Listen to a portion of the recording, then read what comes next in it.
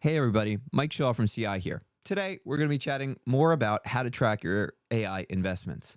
One note before we jump in, right? You want your tracking and before you improve anything to be kind of like a judgment-free zone, right? No judgment, no blame, no finger pointing about why things are slow and why there's so much turnover or anything like that.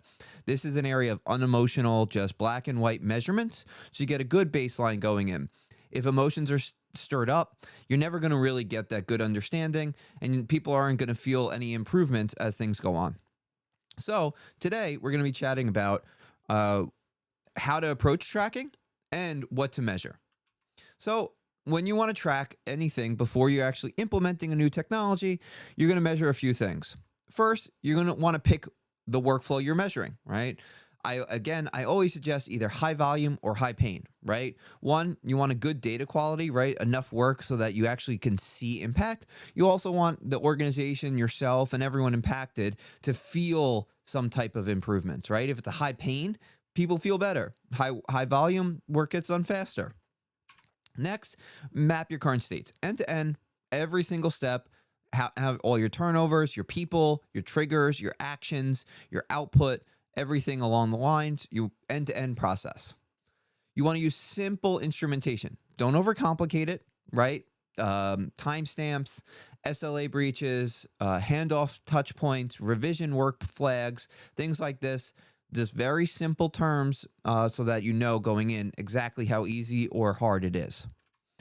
You want to create your happy path and your bad path, right? Like what's your best case scenario? What's your worst case scenario for your end-to-end workflows? Then finally, your definitions, right? You want everyone, from stakeholders to measurement people to everyone in between, to be on the same page with your definitions so that when you see improvements upon definitions, you know where those are. Now that we know how to implement, let's talk about what to measure, okay? When you're measuring things, the first thing you probably want to measure is your end-to-end flow time. How many touch points are there? How long does it take to get from request to final? Then arrival rate versus throughput, right? How long is your work in progress going, right? That's a good measurement of how much work or capacity you can get done.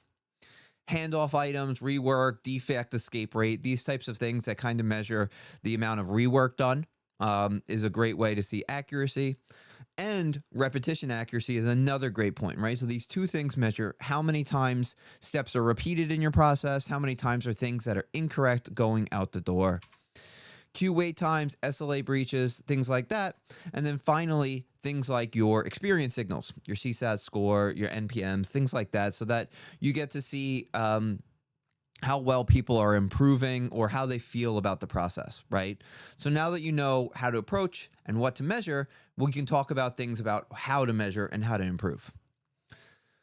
Finally, we're wrapping this whole thing up. We want to talk about what to do once you have that point, right? Initially, people are going to say, oh, I know how to improve that without any new technologies, or I can do this or those things. Take a breath. Take a quick pause and just look at it, right? Again, no emotions, no blame, and kind of resist that inclination to just jump in and improve things. Because if you do, you don't have consistent variables, right? So if you have some new way to improve the process, what are you going to let that run for another 3 to 4 weeks to see if the process improves before you actually apply some kind of optimization? Just not ideal, right? So take that beat, take that chance, then align, right? We're going to do and implement this agent that's going to do the drafting for us, or going to do reviews to help a review process. So you align on what your measurements are and how you can improve it. Next, we'll be talking about capacity, how to measure it, and what to do about it. So stay tuned for that.